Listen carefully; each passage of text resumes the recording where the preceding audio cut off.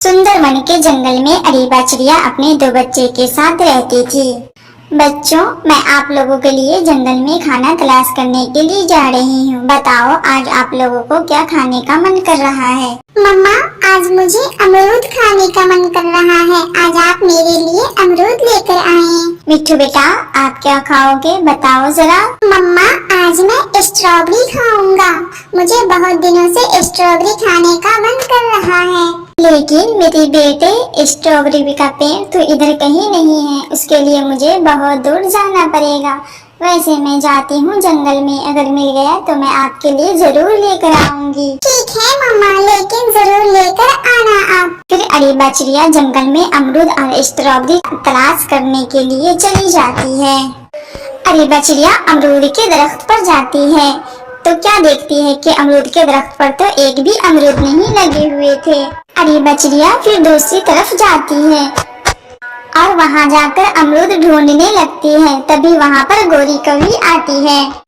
अरीबा, अगर तुम्हें यहाँ इस जंगल में अमरूद ढूंढने के लिए आना था तो मुझे भी कह देती, मैं भी तुम्हारे साथ आ जाती।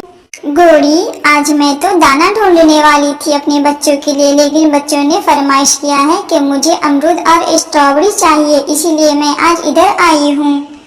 अरीबा, मेरा बेटा भी कई दिनों से अमरूद खाने की जिद कर रहा था, इसीलिए मैं इधर अमरूद ढूंढने के लिए ही आई।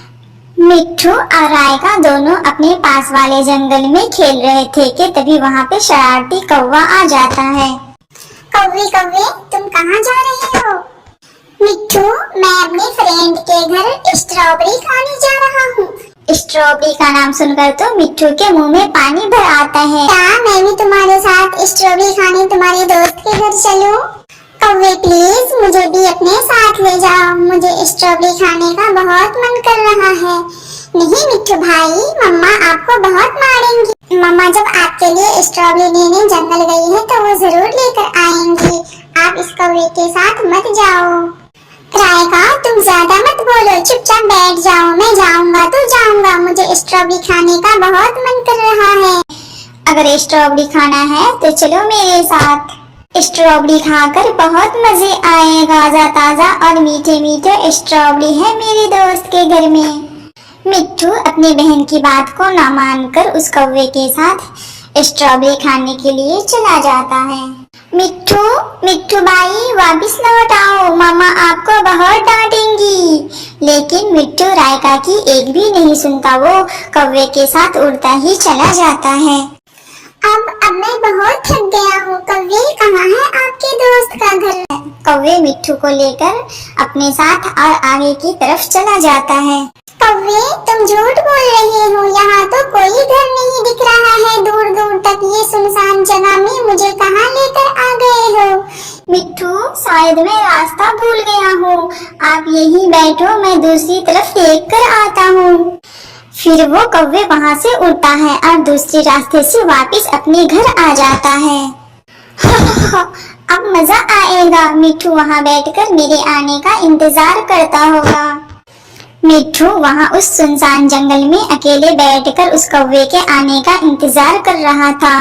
ये काले कौवे के बच्चे मुझे यहाँ बिठाकर कहाँ चले गए हैं और अभी तक नहीं आ रहे हैं। मैं कब तक यहाँ बैठकर उस कौवे के आने का इंतजार करूँगा। शाम होते ही अरीबा चिड़िया अपने बच्चों के लिए अमरूद ढूंढकर अपने घर आ जाती है। रायका, मिट्ठू कहाँ है? मम्मा, मैंने भाई को बहुत मना किया था, लेकिन भाई ने मेरी एक भी नहीं सुनी। वो उस कौवे के बच्चे के साथ चला गया है। लेकिन रायका बेटा कहाँ गया है?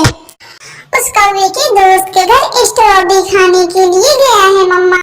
वो कौवे का बच्चा झूठ बोलकर मेरे बच्चे को कहीं ले जाकर छोड़ आया है। फिर मामा चिड़िया उड़कर बाहर जाती है। रायका चिड़िया कालू कौवे के घर की तरफ जाती है। गोरी, तुम्हारे बेटे वो कौवे कहाँ हैं? अरीबा, वो तो बाहर खेलने के लिए गया हुआ है। गोरी, तुम्हारे बेटे ने मेरे बेटे मिट्ठू को लेकर अपने साथ किसी दोस्त के घर गया था।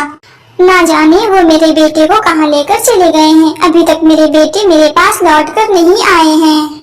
अरे बा, तुम इतनी क्यों परेशान हो रही हो? खेलने के लिए दोनों दोस्त गए होंगे, शाम होते ही वापस लौट आएंगे, तुम बेफिक्र होकर रहो। ठीक है गोरी, अब मैं चलती हूँ, वहाँ रायका मेरा इंतजार कर रही है। अगर मिट्ठू वापस आए तो उसे जल्दी मेरे घर भेज देना। ठीक है अरे बा, अब आप जाओ, जैसे ही मिट्ठू आएगा मैं उसे जरूर आपके घर भेज दूंगी। अरीबा चिड़िया वापस लौट आती है। फिर रात हो जाती है। बहुत ज्यादा अंधेरा होने के बाद फिर वो कौवा वापस अपने घर आता है। बेटे कौवे, मिट्ठू कहाँ है? वो तो तुम्हारे साथ ही गया था, लेकिन वो वापस नहीं आया है। नहीं नहीं मम्मा, मिट्ठू मेरे साथ तो नहीं गया था। किसने कहा है आपसे? मम्मा, मिट्ठू तो आधे रास्ते जाकर ही वापस लौट आया था। अच्छा, फिर अरीबा चिड़िया मुझसे पूछने आई थी मिट्ठू के बारे में, मुझे क्या मालूम। फिर गोरी कौवी अरीबा चिड़िया के घर जाती है। अरीबा चिड़िया, मेरे बच्चे घर तो वापस लौट आए हैं, लेकिन मिट्ठू उनके साथ गया था और आधे रास्ते से ही वो वापस आ गया है। वो मेरे बेटे कौवे के साथ नहीं गया था। रायका रोने लग जाती है। मेरा भाई, मेरा प्यारा भाई कहाँ चला गया? गोरी, मिट्ठू तो इतनी देर तक कभी भी बाहर नहीं रहा है। वो शाम होते ही घर वापस लौट आता था, लेकिन आज अभी तक नहीं आया है। मुझे तो बहुत फिक्र हो रही है मिट्ठू की, पता नहीं वो कहाँ चला गया है। शायद वो अपने किसी दोस्त के घर गया हो। अरीबा चिड़िया के घर से गोरी कौवी वापस अपने घर लौट आती है। फिर रात के अंधेरे में अरीबा चिड़िया मिट्ठू को ढूंढने के लिए अपने घर से बाहर निकलती है। मिट्ठू पहली बार इतनी दूर गया था, उसे रास्ते का तो बिल्कुल भी कोई अता पता नहीं था, लेकिन फिर भी वो जंगल के परिंदों से रास्ता पूछ कर वापस अपने घर की तरफ लौट रहा। तोते अंकल, अमरूद का पेड़ किस तरफ है? मेरा घर अमरूद के पेड़ के पास। अंकल, मैं रास्ते भूलकर इतनी दूर और यहाँ आ गया हूँ, मुझे अपने घर का रास्ता पता नहीं है। बेटा, यहाँ से सीधे जाना और फिर आगे जाकर एक बड़ा सा पेड़ मिलेगा, उस पेड़ से बाएं तरफ मुड़ जाना। फिर कोकू वहाँ से उड़ता है। थोड़ी ही दूर उड़ने के बाद सामने उसे अरीबा चिड़िया नजर आती है। बेटा मिट्ठू, आप कहाँ चले गए थे? मैं आपके लिए कितना परेशान हो रही थी। मैं कहाँ से आपको ढूंढ कर आ रही हूँ इतनी रात में। मम्मा, वो कालू कौवे मुझे झूठ बोलकर अपने साथ ले गया था और ले जाकर मुझे जंगल में छोड़ आया था। वो बहुत झूठा है, वो बहुत झूठा और गंदा कौवा है। ठीक है मिट्ठू, मैं इस बार तुम्हें माफ करती हूँ। अब अगली बार मुझसे बगैर पूछे हुए कभी भी किसी के साथ नहीं जाना। ठीक है मामा। फिर दोनों माँ बेटा वापस अपने घर की तरफ लौटता है। कुछ ही देर में अपने घर पहुंच जाते हैं। घर पहुंचने के बाद अरीबा चिड़िया अपने बच्चों को अमरूद देती है। भाई, अब आप अमरूद क्यों खा रहे हो? आप तो अपने दोस्त के घर जाकर स्ट्रॉबेरी खाकर आए हैं, तो फिर आप अमरूद मत खाइए। अरीबा चिड़िया रायका की बातें सुनकर मुस्कुराने लगती है। मम्मा, आप रायका को मना करें, वो मुझे चिढ़ा रही है।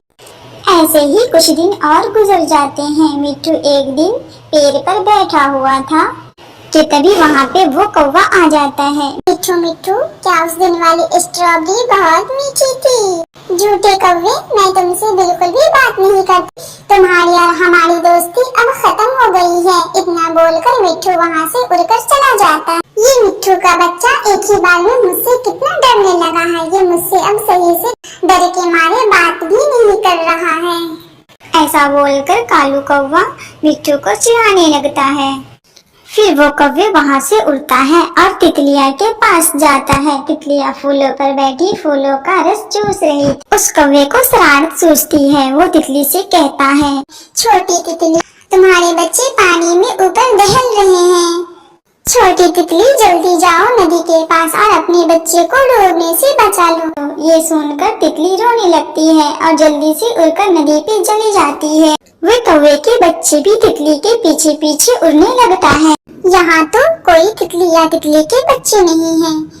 यहाँ तो मेरे भी बच्चे नहीं हैं। बच्चे, मेरे बच्चे कहाँ हो आप? वो तितली नदी के किनारे खड़ी होकर अपने बच्चे को तलाश कर रही थी कि तभी पीछे से वो कौवा आकर तितली के ऊपर बैठ जाता है। हा, मैंने झूठ बोला था तितली तुमसे। तुम तो मेरे बातों में आकर फंस गई हो। अब मुझे बिठाकर यहाँ से जंगल में ले चलूं। झूठे कौवे, तुम कितनी बड़ी बदमाश हो। तुमने झूठ बोलकर मुझे यहाँ लाया है। अब मैं तुम्हें अपनी पीठ पर बिठाकर जंगल कैसे ले जाऊँ? तुम तो खुद बड़े हो, तुम्हारे पास पंख भी है, तुम उड़कर खुद जा सकते हो। चलो हटो मेरी पीठ पे से नीचे उतरो। फिर वो तितली एक बार जोर से झटका देती है और कालू कौवे के बच्चे को दूर फेंक देती है और वहाँ से उड़कर चली जाती है। फिर वो तितली उड़ते हुए डायरेक्ट गोरी कौवे के पास जाती है और गोरी कौवे को सारी बातें बताती है।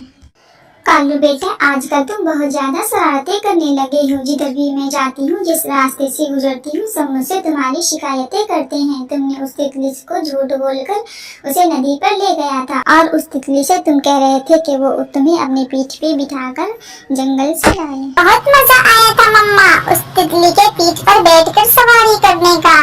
बेटा, इस तरह से सभी को परेशान न करो। हो सकता है कभी तुम खुद ही उससे ज्यादा मुसीबत में फंस जाओ, तो उस वक्त में बचाने के लिए कोई भी नहीं आएगा।